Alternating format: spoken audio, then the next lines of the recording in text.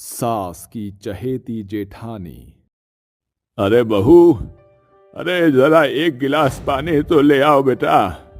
ये लीजिए बाबूजी, पानी। अरे बहू, जरा एक कप चाय तो बना देना। अभी बना देती हूँ माँ जी। सुप्रिया रसोई में जाती है और अपनी सास के लिए चाय बनाने लगती है। चाय बनाने के बाद सुप्रिया अपनी सास को चाय देने जाती है। अरे बहू, क्या स्वादिष्ट चाय बनाई है। ऐसी चाय पीकर तो मजा ही आ गया। तभी वहां पर सुप्रिया का पति कुणाल आ जाता है। अरे सुप्रिया, मेरा लंच कहाँ है? जल्दी से मुझे मेरा लंच दे दो, मुझे ऑफिस के लिए देरी हो रही है। सुप्रिया तुरंत रसोई में जाती है और लंच लाकर कुणाल को दे देती है। ये लीजिए आपका लंच। लंच लेकर कुणाल अपने ऑफिस निकल जाता है, जिसके बाद सुप्रिया अपने देवर और सास ससुर को नाश्ता करवाने लगती है। नाश्ता करवाते करवाते वो कहती है, अरे देवर जी, अब सब काम क्या हम ही करें? आप हमारे लिए कोई देवरानी नहीं लाओगे क्या? देखो, हम अकेले इस घर की भाग दौड़ करके थक गए हैं। अब हमें एक देवरानी चाहिए। अरे वाह भाभी जी, आपने तो मेरे मुंह की बात छीन ली। दरअसल मैं भी आप सभी से अपनी शादी की बात करना चाहता हूँ। मैं एक लड़की को बहुत पसंद करता हूँ, लेकिन वो थोड़ी गरीब है। अरे लल्ला, गरीब घर से है तो दहेज में तो कुछ नहीं आएगा। ऐसी लड़की से शादी करके क्या फायदा? माँ, हमारे घर में तो पहले से ही इतना सब कुछ है, तो फिर हमें दहेज की क्या जरूरत? निकिता मेरा बहुत ख्याल रखती है और इस घर को संभालने के लिए वो बहुत सही है। मैं शादी तो उसी से करूंगा। निर्मला और सुप्रिया अर्जुन को गरीब घर की लड़की से शादी करने के लिए मना कर देते हैं, लेकिन अर्जुन निकिता से बहुत प्यार करता था। वो उनके खिलाफ जाकर मंदिर में निकिता से शादी कर लेता है और उसे घर ले आता है। आप लोग मानो या ना मानो, आज से ये इस घर की बहू है और ये इसी घर में रहेगी। चलो निकिता, मैं तुम्हें अपना कमरा दिखाता हूँ। ऐसा कहकर अर्जुन निकिता का हाथ पकड़ता है और उसे अपने कमरे में ले जाता है। उस दिन के बाद से सुप्रिया और निर्मला को निकिता बिल्कुल भी पसंद नहीं आती थी। जब अर्जुन घर से बाहर चला जाया करता था, तब निर्मला और सुप्रिया दोनों मिलकर बेचारी निकिता को बहुत से ताने देना शुरू कर देते थे। अरे बहू, आज के बाद तुझे इस घर के कोई भी काम करने की कोई जरूरत नहीं है। निकिता ये सारे काम करेगी। वैसे भी माँ जी, मैं बहुत ज्यादा थक गई हूँ। मैं अपने कमरे में आराम करने जा रही हूँ। सुप्रिया ऐसा कहकर अपने कमरे में चली जाती है, जिसके बाद निर्मला भी अपने कमरे में चली जाती है। बेचारी निकिता को घर के सारे काम अकेले ही करने पड़ते हैं। आखिर मेरी सास और मेरी जेठानी मेरे साथ ऐसा क्यों कर रही है? मैंने उनके साथ ऐसा क्या बुरा कर दिया जो है वो मेरे साथ अच्छा व्यवहार ही नहीं करती? ऐसा सोचकर निकिता बहुत ज्यादा परेशान हो जाती है, जिसके बाद वो घर के सारे काम खत्म करने के बाद अपने कमरे में आराम से सोने चली जाती है। शाम को अचानक से उसे उसकी सास निर्मला की चिल्लाने की आवाज आती है। हे भगवान, आखिर इस घर में चल क्या रहा है? अभी तक देखो, घोड़े बेचकर सो रही है महारानी। इसे तो घर के कोई काम दिखाई नहीं देते। निकिता, ओ निकिता, अरे कहाँ मर गई तू? अपनी सास की आवाज सुनते ही निकिता की आंखें खुल जाती है और वो तुरंत अपने सास के पास आ जाती है। मुझे माफ कर दीजिए माँ जी, दरअसल मेरी आंख लग गई थी। हाँ हाँ, देखो तो सही, महारानी इस घर में आराम फरमाने आई है। अरे तुझे इस घर के कोई काम नहीं दिखाई देते? मेरी लाडली बहू बीमार है, जल्दी से उसके लिए खाना बना कर ला। ठीक है माँ जी, मैं अभी बना कर लाती हूँ। देखो, खाना बनाकर सीधा अपनी जेठानी के कमरे में ले आना। मैं तुम्हें वहीं मिलूंगी। निर्मला ऐसा कहकर चली जाती है, जिसके बाद निकिता रसोई में जाकर खाना बनाने लगती है। वो खाना बनाकर एक थाली में सजाती है और उसे अपनी जेठानी के कमरे में ले जाती है, जहां उसकी सास उसकी जेठानी को अच्छे से देखभाल कर रही होती है। तभी निर्मला उससे खाने की थाली ले लेती है और अपने हाथों से अपनी बड़ी बहू सुप्रिया को खाना खिलाने लगती है। उन दोनों का ये प्यार देखकर निकिता अपने मन ही मन में सोचती है, माँ जी जेठानी जी को कितना प्यार करती है, बिल्कुल एक माँ की तरह। काश माँ जी का व्यवहार मेरे प्रति भी ऐसा होता। ऐसा सोचकर निकिता वहां से चली जाती है। लेकिन दिन प्रतिदिन घर के कामकाज ना करने पर सुप्रिया बहुत आलसी और मोटी भी होने लगती है, जिसके चलते अब वो हिलडुल भी नहीं पाती थी। एक दिन निकिता मंदिर में पूजा करने के लिए चली जाती है। तभी अचानक से घर पर निर्मला की तबीयत बहुत ज्यादा खराब हो जाती है और वो अपनी बड़ी बहू सुप्रिया को आवाज लगाने लगती है। अरे बहू, ओ बहू, कहाँ है तू? जल्दी से यहाँ आ जा, मुझे एक गिलास पानी दे दे, मैं दवाई खा लूंगी। मेरी तबीयत बहुत ज्यादा खराब हो रही है बहू। ओ बहू। निर्मला जोर जोर से चीखती रहती है, लेकिन सुप्रिया के कानों पर जू भी नहीं रेंगती। जिसके बाद निर्मला हार कर खुद ही एक गिलास पानी लेने के लिए निकल जाती है और वो अपनी बहू को उसके कमरे में आराम फरमाते हुए देखती है। जिसके बाद वो अपने मन ही मन में सोचती है, हे भगवान, देखो तो सही सुप्रिया किस तरह सो रही है। अरे इस तरह घोड़े बेचकर सोएगी तो मैं तो किसी दिन इस दुनिया को छोड़कर चल बसूंगी। आखिर ये सारी गलती मेरी ही है। मैंने निकिता की गरीबी का फायदा उठाकर घर के सारे काम उसी से करवाए, जिसके चलते सुप्रिया इतनी आलसी हो गई है कि वो मुझे एक गिलास पानी भी नहीं दे सकती। ऐसा सोचकर निर्मला अपने कमरे में चली जाती है। उसे कुछ समझ नहीं आता। दिन प्रतिदिन निर्मला की तबीयत और भी ज्यादा बिगड़ने लगती है, जिसके चलते सुप्रिया उसके कमरे में भी नहीं आती थी। वहीं दूसरी तरफ निकिता सुबह शाम निर्मला की अच्छे से देखभाल कर रही थी और समय से उसे दवाई भी देती थी। अब निर्मला से ये सब बर्दाश्त नहीं होता है। एक दिन वो निकिता को उसके मायके जाने के लिए कहती है, बहू, मैं मानती हूँ मुझसे बहुत बड़ी गलती हुई है। मैंने तुम्हारे ऊपर इतने अत्याचार किए, लेकिन फिर भी तुमने चू की आवाज भी नहीं निकाली। बहू, हो सके तो मुझे माफ कर देना। इसी के चलते सुप्रिया इतनी आलसी और मोटी भैंस हो गई है कि क्या बताऊं। अब मुझे उसे सुधारना है, इसीलिए तुम अपने मायके चली जाओ। कुछ दिन में मैं तुम्हें बुला लूंगी। माँ जी, ये तो मेरा कर्तव्य था। आप मेरी माँ जैसी हो। आपकी सेवा करके तो मुझे पुण्य ही मिलेगा। और मैं ये भी जानती हूँ कि आप जो भी करना चाहती हो बिल्कुल सही करना चाहती हो, इसीलिए मैं आपका साथ जरूर दूंगी। निकिता ऐसा कहकर अपने कमरे में चली जाती है और अपना बैग पैक करके अपनी माँ के घर पहुंच जाती है। वहीं दूसरी तरफ निर्मला अपनी बड़ी बहू सुप्रिया के कमरे में जाती है और उससे कहती है, बहू, तू यहाँ आराम कर रही है।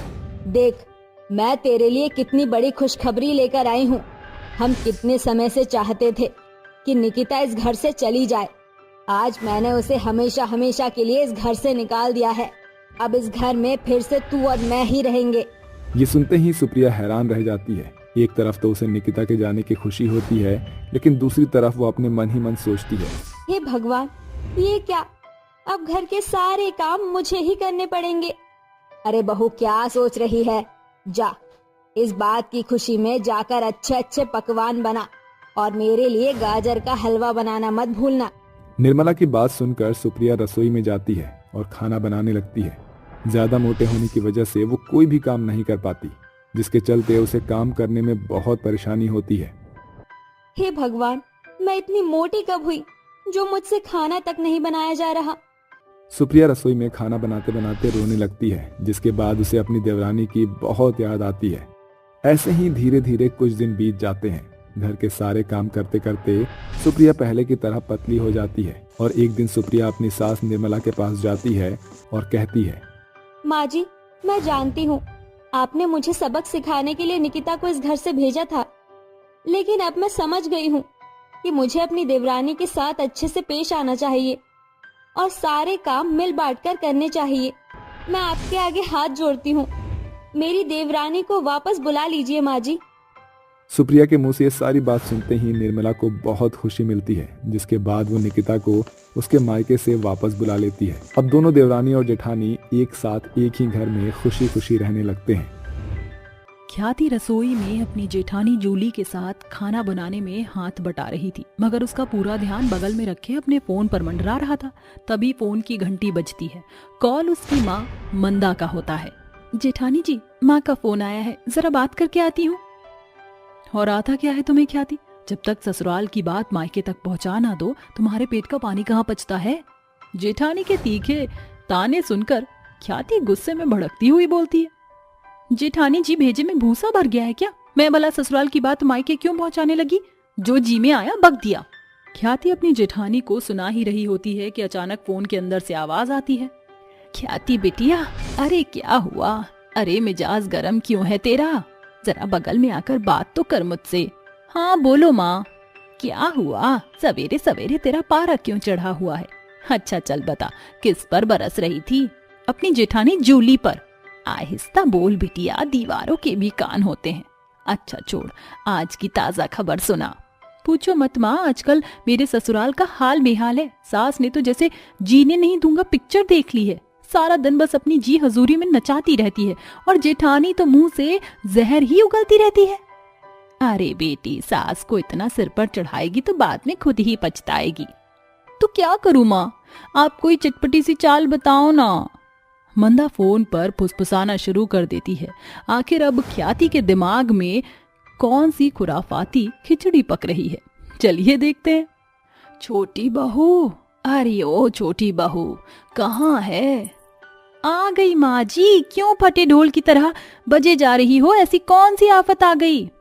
अरे छोटी बहू, झगड़ने के मिजाज में आई है क्या? जल्दी से आकर मेरे पैरों की मालिश कर दे।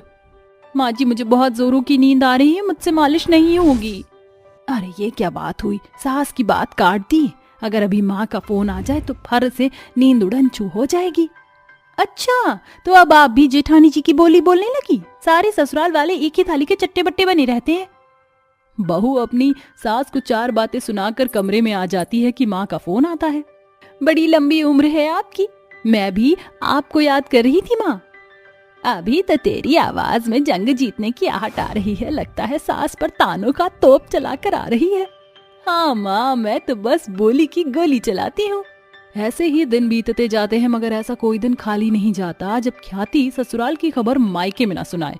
अब मंदा ठहरी मंथरा का अवतार, तो हर बार वह ख्याति को लड़ने के लल्लन टॉप ट्रिक्स देती है। एक दिन रमेश कहता है, ख्याति, मुझे और विपुल को दफ्तर के लिए देरी हो रही है। तुम्हारी जेठानी खाना बना रही हैं। तुम हमारा टिफिन ही पैक कर दो, फिर सारा दिन तो बैठना ही है। देखा विपुल, मेरा जरा सा खाली बैठना जेठ जी को कैसे खटक गया, जो जैसे कि मैं तो निठल्ली घूमती रहती हूँ घर में। ओह ख्याति, तुम खाम खां बात का बतंगड़ बना रही हो। अरे ऐसा कौन सा पत्थर तोड़ने जैसा काम पड़ गया है तुम पर, जो चिल्ला चिल्ला कर ढिंढोरा पीट रही हो? पति की बात सुनकर ख्याति का खुराफाती खबरी दिमाग गुस्से से खौल उठता है और वह पांव पटकती हुई खाना पैक करके पति के हाथों में थमा देती है। तभी देर दोपहर फिर से उसकी माँ का फोन आता है। अरे माँ, बड़ी देर लगा दी फोन करने में। अरे बस पूछ मत बेटी, बदहजमी ने जोर लगा दिया था, डॉक्टर के पास गई थी। मंदा ने ऐसा कहा ही था कि बगल में उसकी बहू सुरभि की आवाज आती है। ये तो होना ही था माँ जी। अब आप जो अपनी बेटी के जीवन में जहर घोल रही हैं, तो आप कैसे चैन से रह सकती हैं? माँ, ये भाभी क्या बड़बड़ा रही थी? अरे जलती है हम माँ बेटी के बात करने से, इसलिए आग लगा रही है। तू बता, तेरा मुंह क्यों सूजा हुआ है? क्या बताऊं, पता नहीं मेरे ससुराल वालों ने कौन सा मंत्र मार रखा है विपुल पर, जो वह उनकी ही बड़ाई की गाथा गान लगाए रहता है। अरे बिटिया, कहीं दामाद जी किसी मॉडर्न गोरी के माया में तो नहीं पड़ गए? और हो सकता है तेरी सास दामाद जी की दूसरी शादी कराना चाहती हो। तू आज रात उसका फोन चेक करना, सारा कच्चा चिट्ठा सामने आ जाएगा। उस रात जब ससुराल के सभी सदस्य मेज पर बैठकर खाना खा रहे होते हैं, तभी सास बोलती है, अरे क्या हुआ खबरी बहू, तू अपने पति को ऐसे शक भरी निगाहों से क्यों देख रही है? कुछ नहीं माँ जी, बस देख रही हूँ कि आजकल जयपुर के लिए दफ्तर ही घर बन गया है और आप सभी को कोई आपत्ति नहीं। अरे तो तू क्या चाहती है कि तेरे ससुराल वाले सीआईडी इंस्पेक्टर की तरह विपुल के पीछे लगे रहें? माँ जी, आप सभी मेरी एक बात कान खोलकर सुन लीजिए। अगर आप लोग किसी और फिराक में हैं तो बस ख्याति को अनाड़ी समझने की भूल मत करना। हाँ।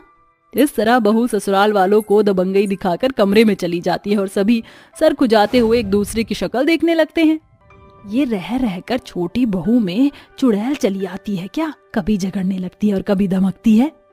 माँ जी, ये ख्याति की दिमागी उपज नहीं बल्कि माँ बेटी के साथ में मिलकर बनी हुई बिरयानी है, जिसकी शुरुआत ससुराल को बात मायके तक जाती है और फिर मंदा आंटी ख्याति के कान भरती हैं और ख्याति वही राग अलाप हमारे बीच सुनाती है। ये सुनकर सास गुस्से से झुंझला उठती है और कान खड़े करके बहू के मायके से फोन आने का इंतजार करती है। तभी बहू के कमरे में रखे फोन पर मंदा का फोन आता है, जिसकी दूसरी लाइन हॉल के फोन से कनेक्ट हो जाती है। अरे कैसी है मेरी बेटी, और सुना कोई नई ताजा खबर?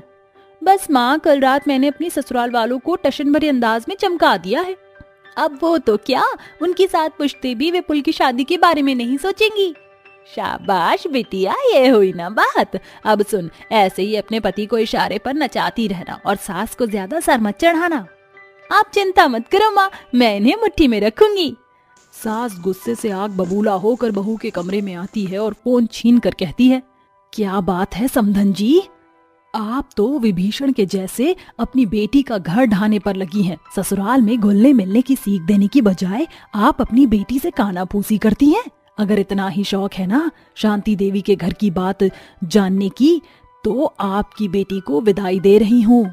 फुर्सत से सुनते रहना हर एक बात। सास की ये बात सुनकर मंदा का मुंह सूख जाता है और वह अगले ही वक्त भीगी बिल्ली की तरह बोलती है, अरे नहीं नहीं, ऐसा गजब मत ढाना समधन जी। बहू तो ससुराल की शोभा होती है। अगर 4 दिन मायके में आ जाए तो मोहल्ले में बातें उठ जाती हैं। मैं तो बस बिटिया से हाल पता पूछती हूँ, मगर आपको एतराज है तो अब मैं फोन नहीं घुमाऊंगी। रखती हूँ। जय श्री कृष्णा। मंदा बड़ी सफाई से बातों से बच निकलकर झट से फोन रख देती है। चोरी पकड़ी जाने पर बहू का चेहरा शर्म से लाल पीला पड़ जाता है। ऐसे में शब्द भी उसका साथ छोड़ जाते हैं, मगर परिवार वालों के सामने सफाई तो पेश करनी ही थी। मुझे माफ कर दीजिए माँ जी, मुझे ससुराल की बातें मायके में नहीं भेजनी चाहिए थी। पता नहीं कैसे जुबान फिसल गई। ये सुनकर ससुराल वालों की हंसी छूट जाती है। आखिरकार खबरी बहू को ससुराल वालों के साथ घुल मिल कर रहने का एक मौका मिल जाता है। राजू और राधा के आगे खाने की थाली रखी थी, जिसमें 2 रोटी और प्याज के टुकड़ों के साथ नमक तेल का मिश्रण था, जिसे देखकर उनके अंदर की कुड़हन कुड़कुड़ाहट में बदल जाती है।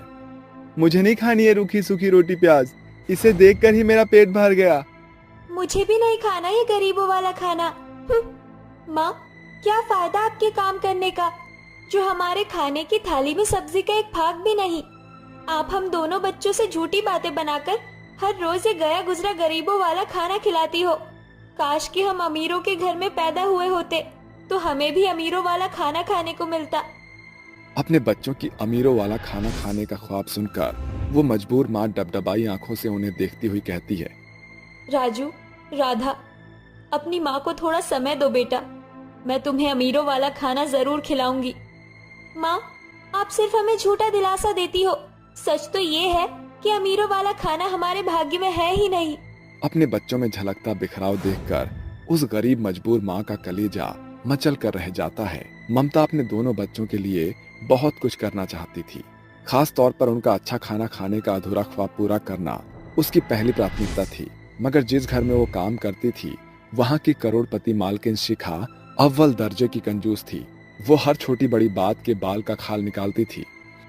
बच्चों, मैं काम पर जा रही हूँ, जल्दी लौट आऊंगी। माँ, क्या आज हम भी आपके साथ चल सकते हैं? वैसे भी आज इतवार है।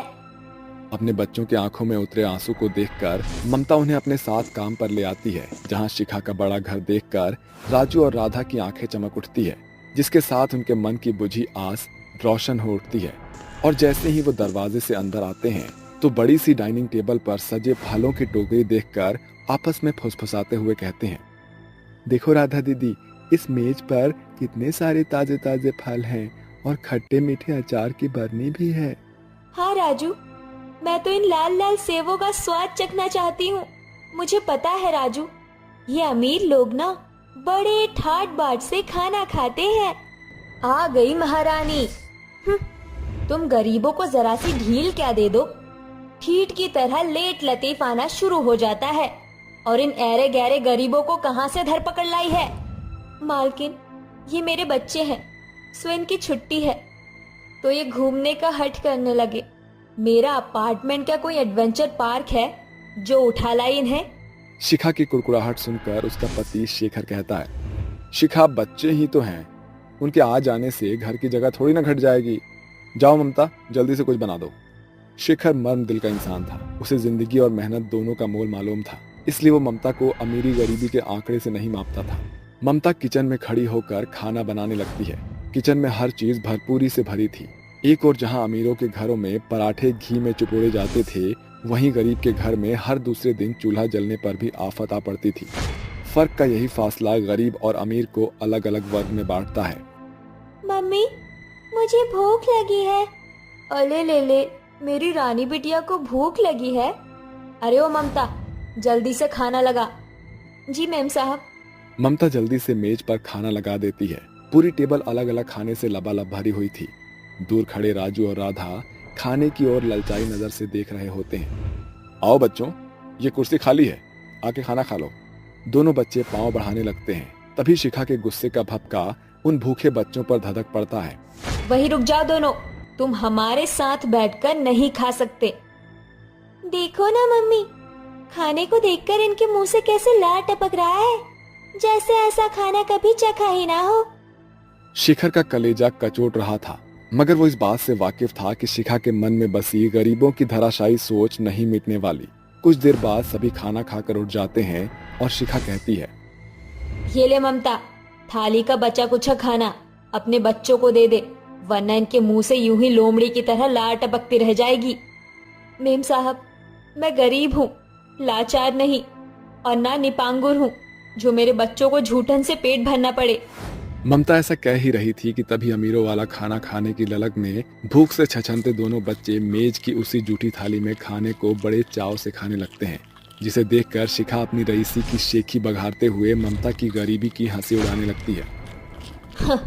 वो देख तेरे बच्चे हमारे झूठन को कैसे चाव से चाट पोंछ कर खाए जा रहे हैं। अमीरों का झूठन मिलना तुम गरीबों की किस्मत है, क्योंकि तुम गरीब की हैसियत कहाँ ऐसी लग्जरी थाली में खाना खाने का लुत्फ उठाने की, वरना तो कभी रूखा सूखा खाकर रात काटते हो तो कभी पानी पीकर पेट भरते हो। अपनी गरीबी का मजाक बनता देखकर ममता के मन में बसा दुख फफन पड़ता है और वो राजू और राधा को थप्पड़ मारकर थाली छीनते हुए मेज पर रखकर कहती है, हाँ, सच कहा शिखा मैम साहब आपने। आप दौलत शोहरत में बहुत ऊंची हैं, मगर क्या फायदा आपके पास करोड़ों की इस कोठी का, जब किसी गरीब भूखे को अच्छा खाना खिलाने का कलेजा नहीं।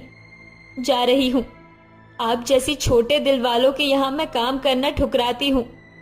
चलो बच्चों। ममता अपने बच्चों के साथ घर लौट आती है। दिन बीतते गए, काम छूट जाने से घर की दशा छिन्न भिन्न हो गई थी। उसी बीच सुलेखा उसके घर आई। वो आंगनबाड़ी की शिक्षिका है। अरे सुलेखा दीदी, आप मेरे घर? हाँ, इस महीने राजू और राधा के नाम भी दलिया के 2 पैकेट आए हैं, वही लेकर आई हूँ, ये लो। सामने खड़ी सुलेखा उन गरीबों की मददगार बन पड़ती है। वो उन्हें एक दलिया का पैकेट देती है। ममता झट से एक पैकेट दलिया बनाकर अपने बच्चों को खाने को दे देती है, मगर उनके मन में अभी भी अमीरों वाले खाने की आस नाच रही थी। दिन बीतते गए, वक्त ने ममता और उसके बच्चों को दाने दाने के लिए दूभर कर दिया था। माँ, मुझे बहुत भूख लगी है माँ। क्या करूं बच्चों, अब तो रूखी सूखी रोटी प्याज खरीदने के भी पैसे नहीं है जो तुम्हारा पेट भर सकूं। ममता अपने बच्चों की भूख मिटाने की आस लेकर मंदिर चली जाती है, जहाँ सड़क पर सूट बूट पहने एक रईस शख्स को एक गुंडे ने घेर रखा था। उसकी हाथों में एक धारदार चाकू थी। अरे, इन बाबूजी की जान तो खतरे में है, कुछ कर ममता। ममता होशियारी से पास पड़े पत्थर को उठाकर उसके सर पर मारती है, जिससे वो बेहोश हो जाता है। तुम्हारा शुक्रिया, आज तुमने मेरी जान बचा ली। तुम तीनों इतनी रात में यहाँ क्या कर रहे हो? भूख गरीब को रात के अंधियारे में भी भटकने पर मजबूर कर देती है बाबूजी। ये सुनकर राजवीर उनका दुख बांटने लगता है। पूछताछ करने पर ममता अपनी बेबसी की आप बीती बताती है, जिसे सुनकर राजवीर कहता है, तुमने मेरी जान बचाकर मुझे अपना कर्जदार बना दिया है। मैं इस शहर के सबसे फेमस 5 स्टार होटल का मालिक हूँ। मैं चाहता हूँ कि तुम मुझे अपनी मेहमान नवाजी का मौका दो। इसके साथ राजवीर उन्हें अपने कार में बिठाकर अपने होटल लेकर जाता है, जहाँ उन्हें सबसे महंगे मेज पर खाना खाने का मौका मिलता है। एक साथ इतना सारा स्वादिष्ट खाना देखकर उनका सूखा चेहरा खुशी से खिल उठता है। अरे वाह, आज तो हमारी दावत हो गई। देखो दीदी, ये मेज खाने की खुशबू से महक उठा है। यहाँ खाने को कितना कुछ है, दाल मखनी, मटर पनीर, बिरयानी, पुलाव। मेरे मुंह से तो पानी आ रहा है। तीनों खाने पर टूट पड़ते हैं और पेट भरकर खाना खाते हैं, जिसके बाद ममता भरी हुई आंखों से बोलती है, शुक्रिया भाई साहब, आज आपकी बदौलत मुझ गरीब मजबूर माँ के बच्चों को अमीरों वाला खाना खाने का ख्वाब पूरा हुआ। अरे ये तो तुम्हारा बड़प्पन है बहन, तुमने मुझे नई जिंदगी अर्पण की है। आज से तुम मेरे इसी होटल में काम करोगी। ऐसा सुनहरा मौका मिलने पर ममता की आंखों में गरीबी के गड्ढे से बाहर उभरने की आस छिटक पड़ती है। ममता ने उस मौके को हाथ से छूटने नहीं दिया। वो मगन होकर होटल में मेहनत करती है, जिसके उससे बच्चों को भरपूरी से पका हुआ खाना खाने को मिलता है। मगर आज भी एक और जहां अमीरों के घर का बच्चा खाना कचरे में फेंकता है, तो वहीं भूख से बिलखते गरीब बच्चे दाने दाने के अभाव में दम तोड़ देते हैं।